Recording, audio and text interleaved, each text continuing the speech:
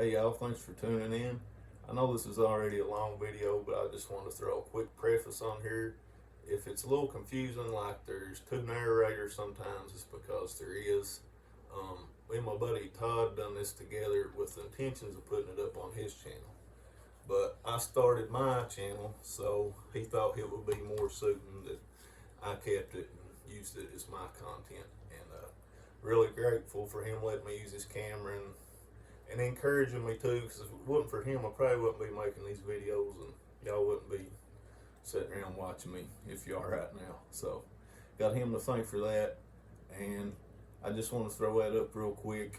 And what happened was, at some point, he had to go do, I think, a carpentry job, so I just kind of got left to my own devices with the camera. So, just clear that up real quick, but other than that, it's all pretty self-explanatory. How to heat treat shirt and flint and agates, and something we tried for the first time. It was a lot of fun. Hopefully y'all enjoy it. Check it out. Okay, I'm down here at Josh's. It's probably, might be 28 degrees right now. So I'll let you explain what he's going to do here. So Josh, take it away, and I'll just follow you. Alright, so we're going to try and heat treat some flint and agates and stuff. So I come over yesterday and dug this pit.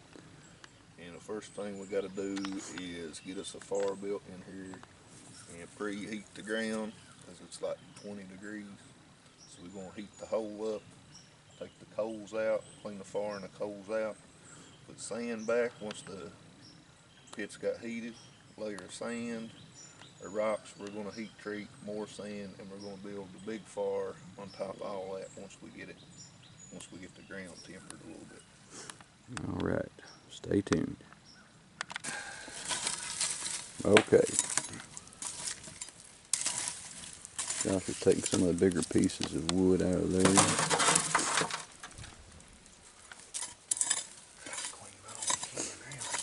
I have the steam rolling off the sides of this thing. Well, you can see it now. You can feel a big temperature difference. Oh, I'd say. Yeah, like I said a while ago when we started filming, it was probably about, might have been 27, 28 when I got down here, something along those lines.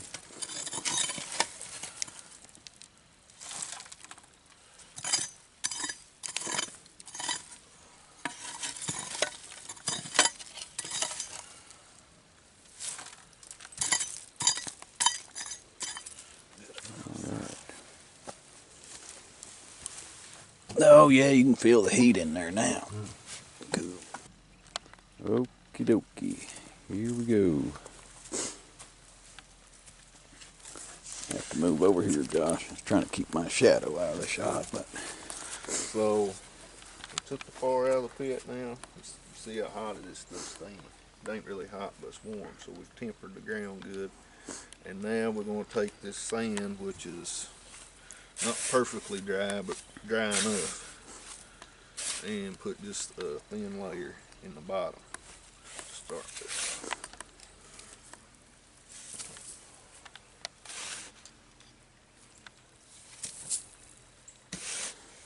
And the reason you want to use sand instead of regular dirt is because it's more consistent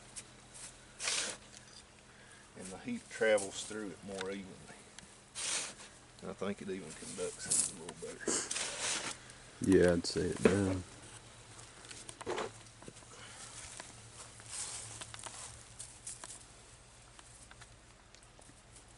Well, she's steaming good.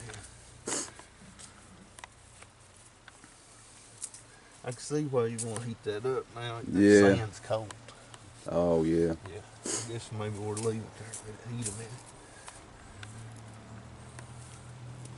So that's the next step completed. And now the next one will be to put the stones in. And put about a 2 or 3 inch layer of sand on top of the stones we're going to try to heat treat. You want to let that sand heat for a bit? Yeah, we'll give it a minute and kind of Okay. let it warm up to the same temperature as the rest of the ground. Big difference between that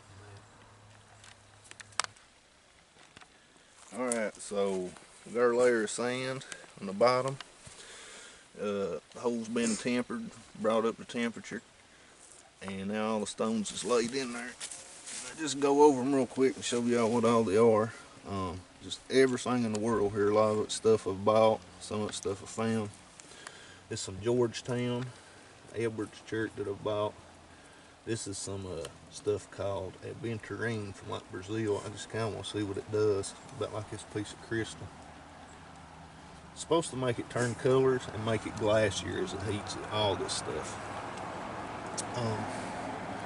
This is all local breathic chert, different varieties. That there's almost like a chalcedony type, real glassy already. We're gonna heat it, hopefully it'll make it more glassy. And this here you see is more grainy.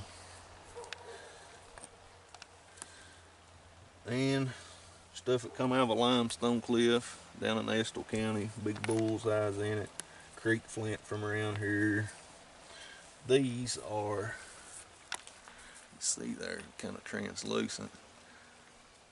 These are dendritic agates from Madagascar. That would be real pretty when they come out of there. We should change the color of them and make them all a little more reddish or darker. It's another cool piece. That's some jasper from Madagascar. But all we gotta do now, we got all of it laid in there. We'll put like 2 or 3 inches of sand over it and build the fire. And also, you notice I put these 3 big thick ones in the center and some of the rougher stuff in here, because if anything in here gets damaged, most likely it'll be what's in the center from overheating, and it might bust or crack or something like that. So rougher stuff and thicker stuff, you can see it's in the middle. And stuff that I'm more worried about getting damaged, I've put back away from where there should be the most heat. So now we're just going to put the sand on it and lay the fire to it and get started.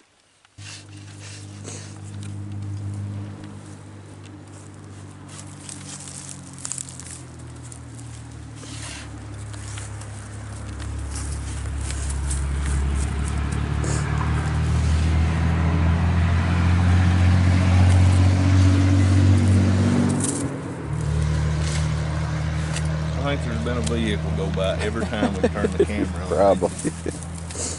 That's usually how it goes. Like when I'm out trapping, about the time I get ready to film, a plane comes over, man, and I can be way out, way from everything, and like, oh, gotta wait till the plane goes.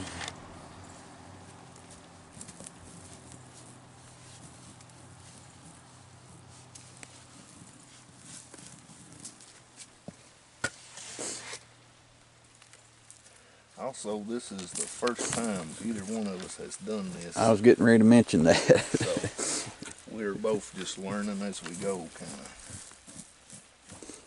I'm guessing as we go. Let's smooth it, see how deep we got here. You still see rocks on the edge, though. 2 to 3 inches deep is the way I understand it to be. Just depending on the type of rock. You can see right there, you still see rocks, so we sure ain't that close in the center. Yeah. Right there, see some rocks. Lay some more sand. Looks something, there's still steam coming off the sides of that. Good. I noticed some of them rocks was sweating a little bit too. Oh, yeah. I hope that sand kind of absorbs that, because I know we don't want no moisture in this process. Yeah. But hopefully it'll just dry it out gradual. yeah, I mean, if they bust up bad, maybe that'll be why. Because no moisture will make them do that.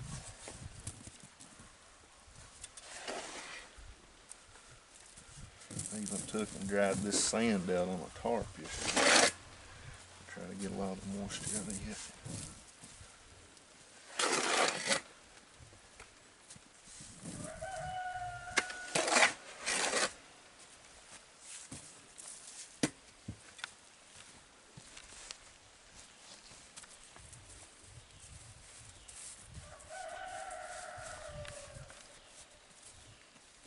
And also I've heard and read it's better to underheat than overheat, because if you overheat stuff it's going to crack and blow up. But if you underheat it, you just gotta heat it again. So really not as bad of a loss. And the way you measure it, you go down to about 2 or 3 knuckles deep where you can feel a stone. It's about, I guess that's pretty close right there. About right. The way it seems to me. Right there, I can feel a rock. I'm that deep, so 2.5 inches or something. It feels pretty consistent. That's where the flakes are. So if you underheat, you get do-overs. If you overheat, no do-overs. You get damage. You get damage. Shocks it, breaks it up. But I think it's as close as 2 beginners are gonna get it. And it's pretty well level. And somewhat dry. There is a little moisture in it, but I guess we'll see how it comes out. Too late to turn back now. Yeah. So we're gonna lay the fire to it. Keep it going for about 5 hours pretty evenly, and then let it go out on its own. We'll get the fire going here. So the fire is going. Obviously it's got to be a bit bigger than that, but Josh is in charge of the fire there, so I'm just a bystander.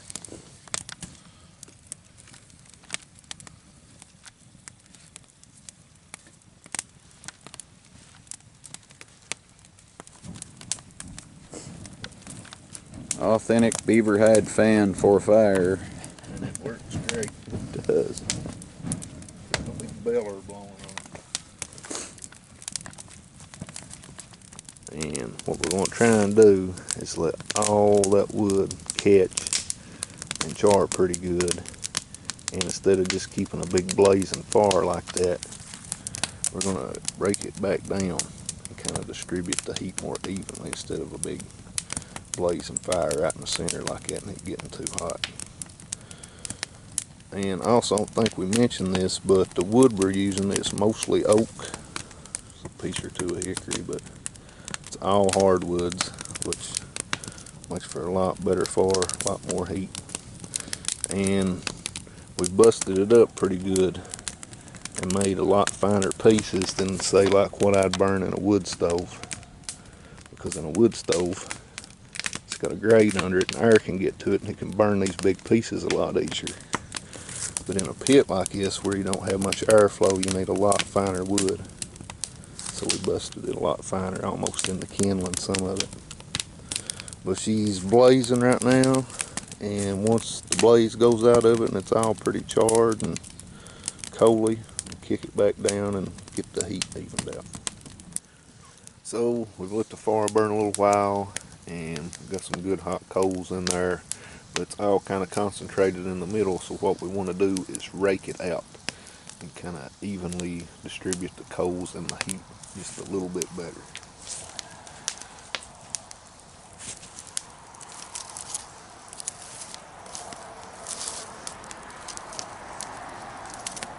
And it is hot too, especially coming up the walls of that pit.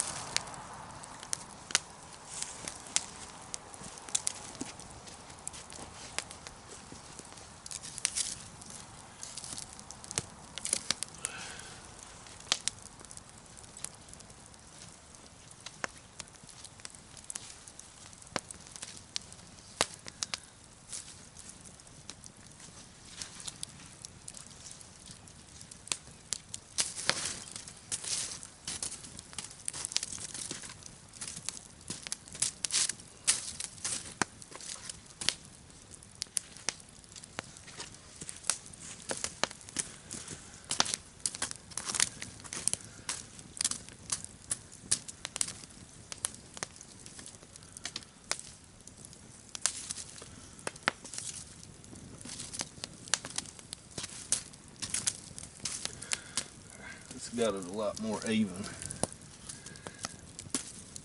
Now we'll just add some wood on top of that.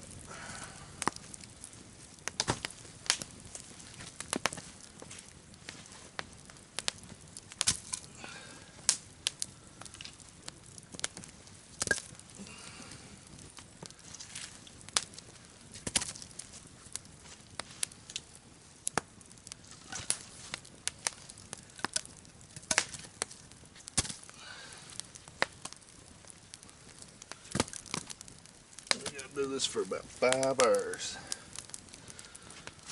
Sustained. Not a little smoldering fire like that. It really needs to catch back up some. But a good average campfire for about 5 hours. So we'll let it blaze back up. When it gets further along, we'll see how it's going. Also, a trick I feel like we left out. See me doing this with the beaver pelt. You can see how the fire reacts to it. It's because you're pushing the oxygen to it. You see what a difference that made. Just that little bit of air going over it. Where it's in that pit, it really can't draw air. You can see how quick it dies down because it can't draw air because it's got walls all around it. That's why you see me keep getting the beaver pelt out. Getting it to a catch. Makes a big difference. Also, it's a nice one, Todd. I think you got to give him the credit for that. So we're about an hour in so far, and really getting a good bed of coals built up. This thing is unbelievably hot for the size fire it is. The heat radiating out of it is like you about can't stand that close to it to film. So I can only imagine how hot it is down in there, but got a real good bed of coals. Just glowing red everywhere. So we should be able now just to lay less wood to it, because there should be enough heat coming off of the coals to really sustain the heat level. But that's good, it's glowing, that's what we want. A few more hours.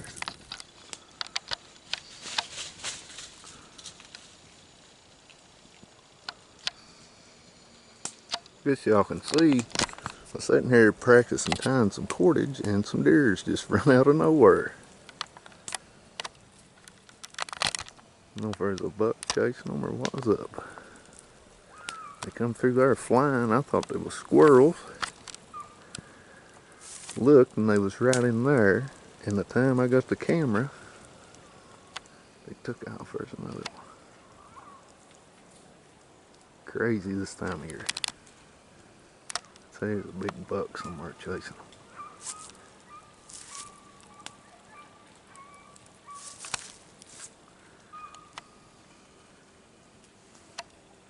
Pretty wild though.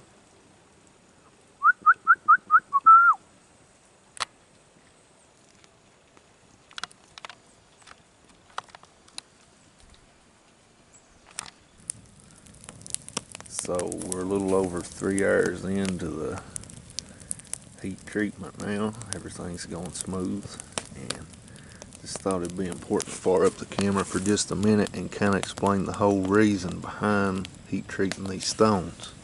And here's a good example. This is a Keokuk from Oklahoma, and this has been heated in a digital kiln. Before this stuff gets heated, it's really white limestone, and you can see now how pretty it is now it's been heated. You get all these patterns and all these reddish and orange colors and all these speckles, and it's from the heat treatment it's been through. But this was done digitally in a kiln and not in a primitive fire pit the way me and Todd are doing it. But still, this is what we're looking for in our stones, to get it to go through this heating process.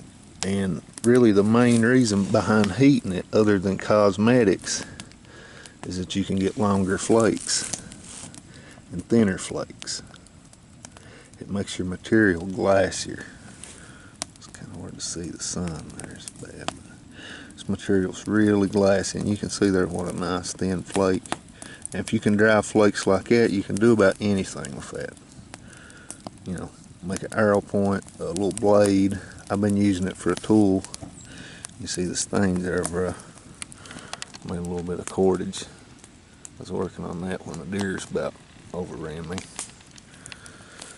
And I've also been using it for a little bone saw here, killing time while I've been keeping fire. to get that sawed off. I'm going to try to make me a knife handle out of that. Recess a blade in there and glue it and tie it. But anyways, this is what we're doing. We're trying to get our stone like this so we can drive better flakes and make better stuff with less waste, and it makes it prettier. And here's two good examples of stuff you wouldn't want to heat treat because it's came out of volcanic activity, and it has already been heat treated because it came out of a volcano. This is mahogany obsidian, or any type of obsidian. Really don't need to be heat treated because it's going to make it too brittle. You can already see how glassy that is. That's as good as that's going to get. Obsidian and dacite. It's another type of volcanic rock. This is the little knife blade I've been working on to put in my handle while I was sculpting on there.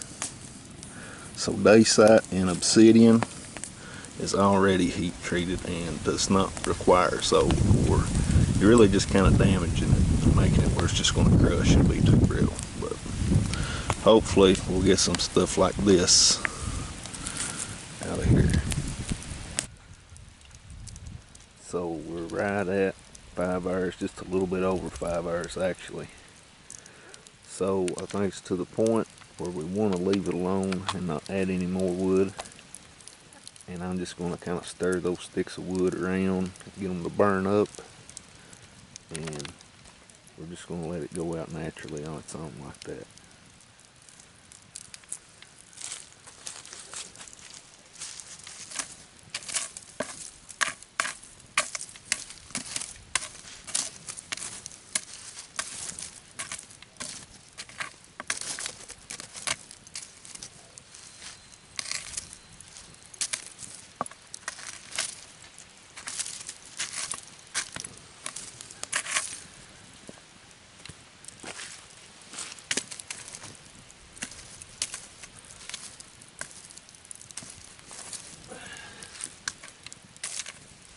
I'll breathe a little bit like that.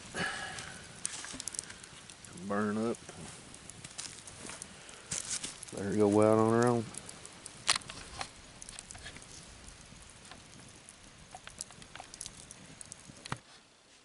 Okay, so the fire's burn out.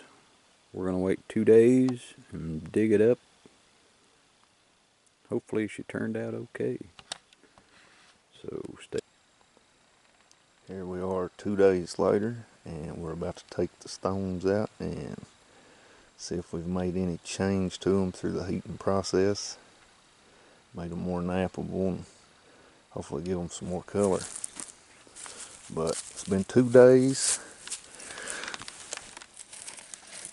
Other than what the sun's hitting, this is plumb cool. You can see the layer of sand down there. And you can see how hot this far was. It just baked this clay ground like pottery. I mean, it's really hot. It's intense heat coming off this the whole 5 hours it was burning. So the first thing we'll probably do is take the layer of ash off, and then once we get it out of the way, we'll take the sand up and then take the stones up and see what we got.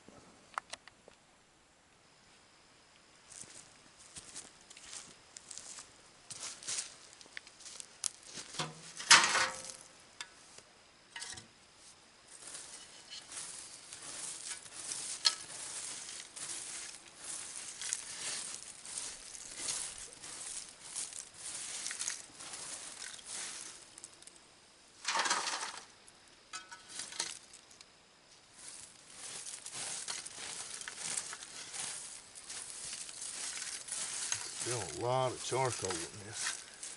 Be good to use later to start the fire with.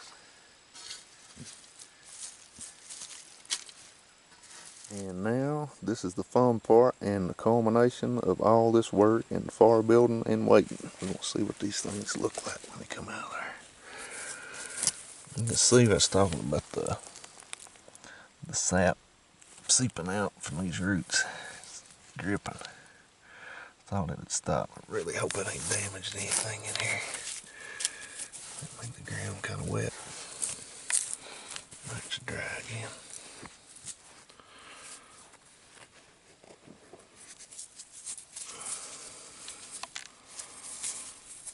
That was a big piece of flint that come from around Estill County, I think.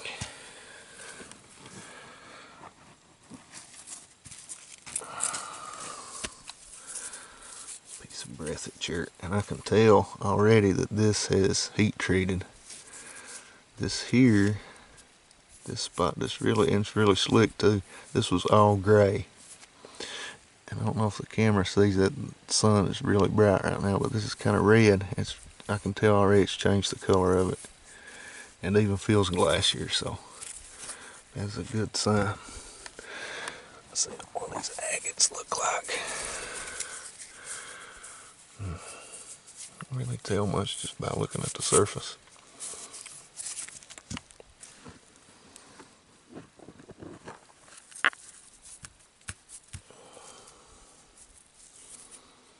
White piece of quartz we put in. Really can't tell much difference in that.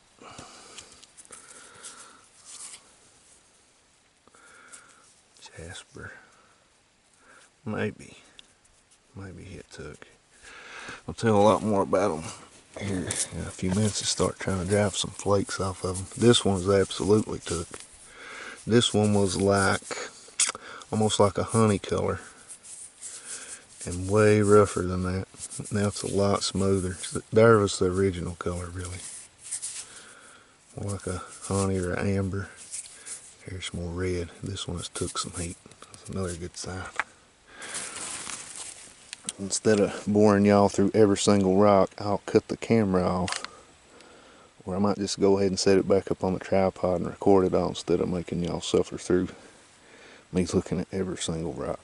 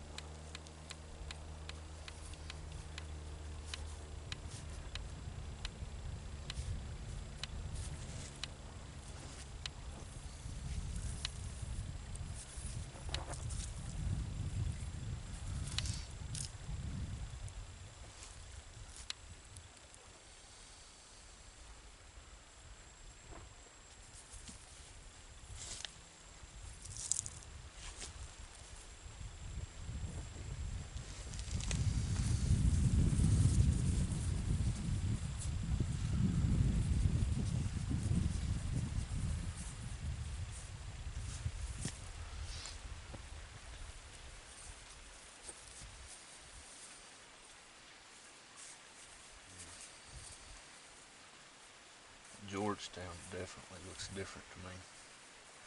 It was over here in the end. It sure looks different. It's a good sign.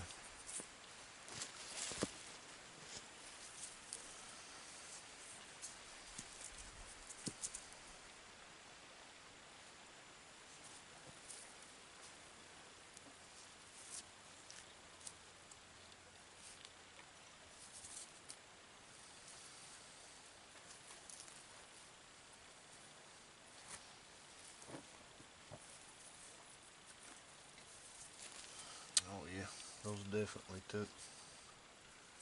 You see the red, that's oxidation where it's heated. Definitely took.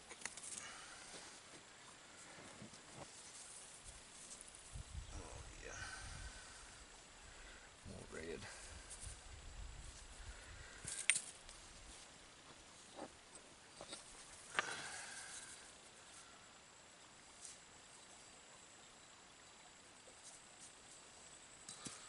Some of these it's really hard to tell if they heated or not.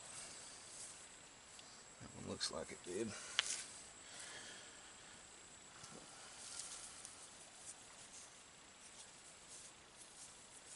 That one definitely did.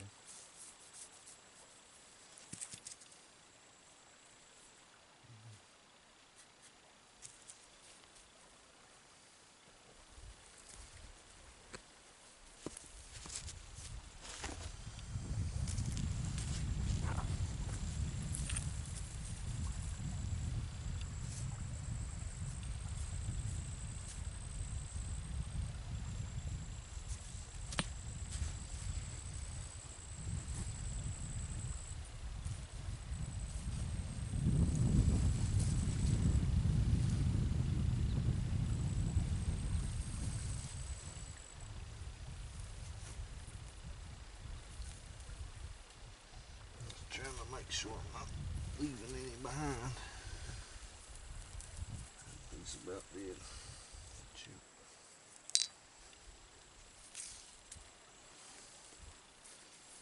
Another small piece. Looks like it took.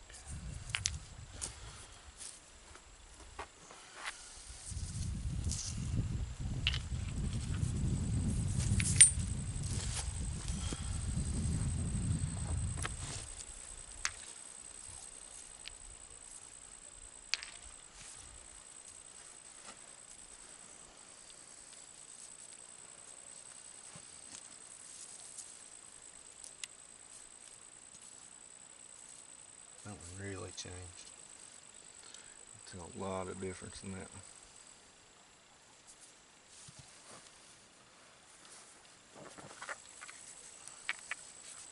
Oh yeah, look at this agate. I don't know. Probably hard for the camera to see. That thing is almost pink now. That's really cool.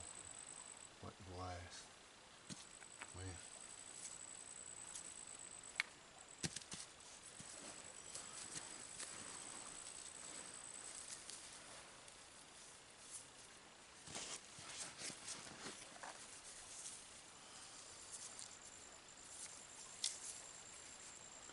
I think most of these on this side are all agates that I bought. Except for these. These are stones I found.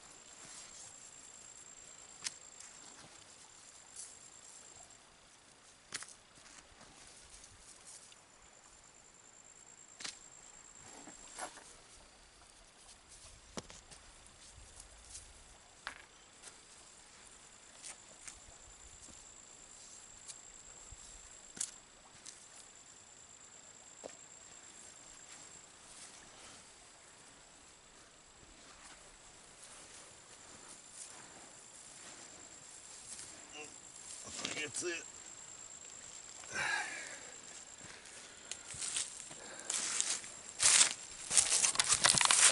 And just looking at all of them, I think some of them took and maybe some didn't. But we're going to get set up here and crack a few and see how they look on the inside. And that'll really tell the tale if they've changed. So we're going to try a piece of this breathed jerk first. It really looks like it heated to me. This is some rough stuff. It's kind of sandstony, but it feels like it's glassed up a lot. We'll see what it'll do here.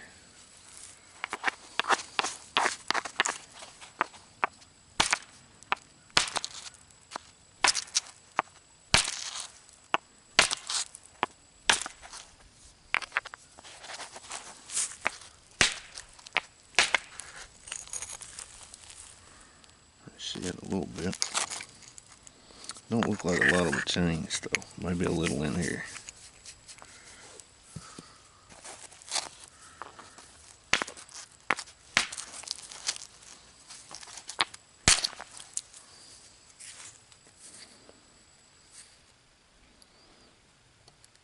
Really can't tell this changed it a whole lot. Still pretty rough, cobbly.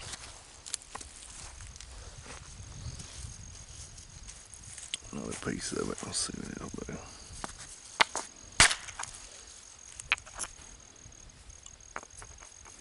Pretty rough.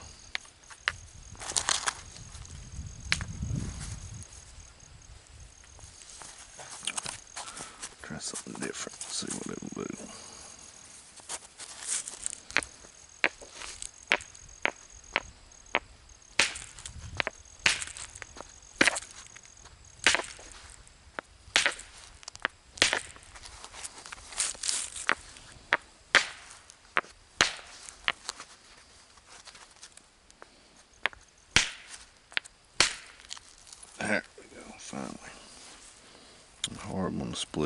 think it took very much either. It's awful hard to crack. It might have took a little bit. I see some color in here, but I don't think it took a whole lot. I don't think we got the fire hot enough. Big long blade flake, which is a sign that it heated a little bit. But let's see.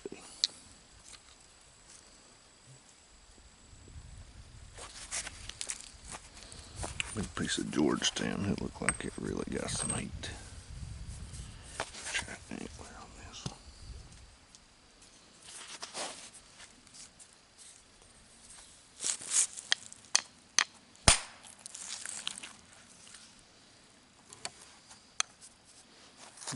Seems a little glassier. This Georgetown's pretty glassy anyway.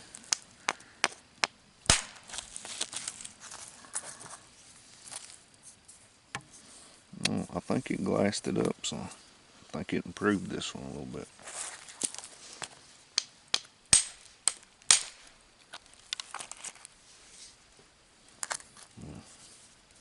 Improvement on this one, for sure.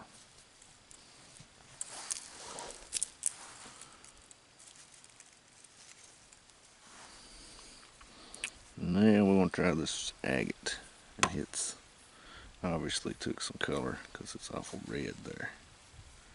It looks like it is awful hard. Antler just won't crack it.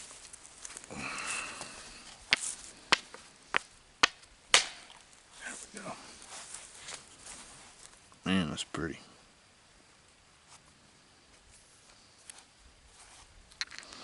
I think this one actually took pretty good.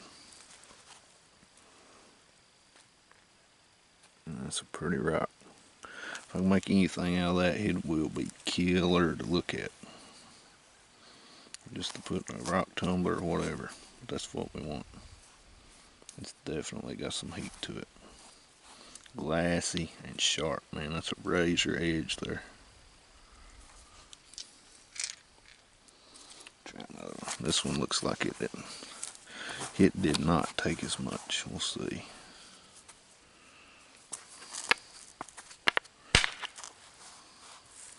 Nah. I don't think it took as much heat. Way different in the colors. And I can even see a glassier look, and it's got a glassier feel. This one does than this one. This is still kind of grainy. I don't know if the camera can see it, but big difference. This one took heat. These did not. Big difference. Color and texture. I'm guessing this one was closer to the center of the fire, and this would have been closer to the wall of the pit probably.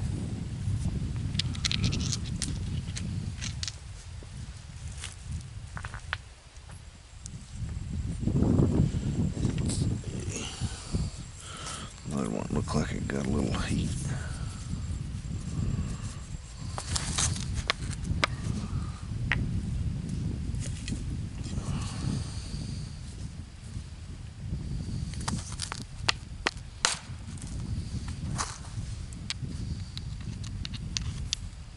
I think it helped it much.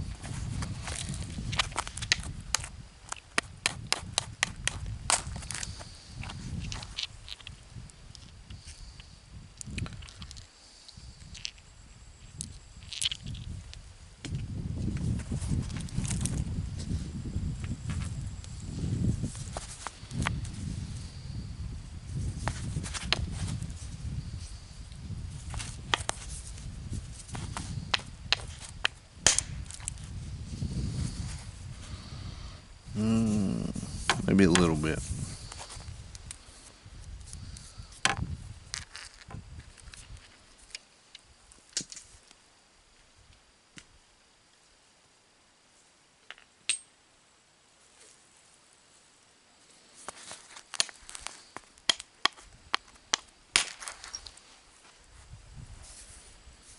I think it helped this one some. This was almost like a big gravel. It's slicked it a little bit and give it some color. It helped it, definitely.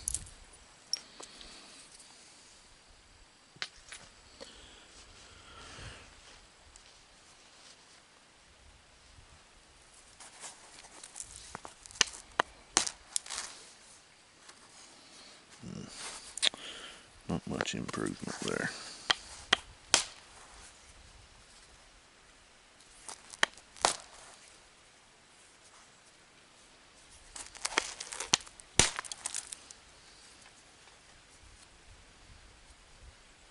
Still pretty rough, but that was a rough one to start with.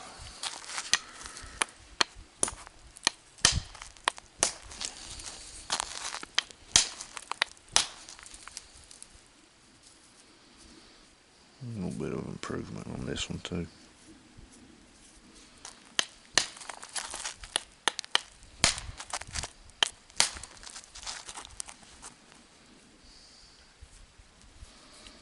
Good and glassy once you get the crust off of it.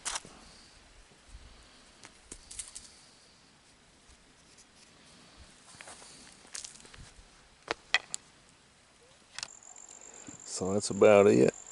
I think for the first time we done pretty good. Most of them took heat. I seen some could have got a little hotter, but there's some good examples of ones that done pretty well. That sun is making it difficult. You see the red color and then the change where I broke it off there. And then the agates, you can really see a big difference. Big flakes off at Georgetown. It slicked a lot. Another piece of an agate. Really glassy, really sharp. And here's a good example of what we're trying to achieve. Long, thin flakes. You can see how big the surface of that is, and when I turn it, man, that's thin and sharp. Sharp, sharp. Really glassy too. So that's what we was trying to achieve. There's some more that took heat pretty well. Some good examples.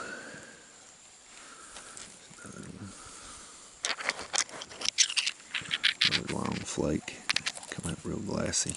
So, all in all, I'm going to say it was a success.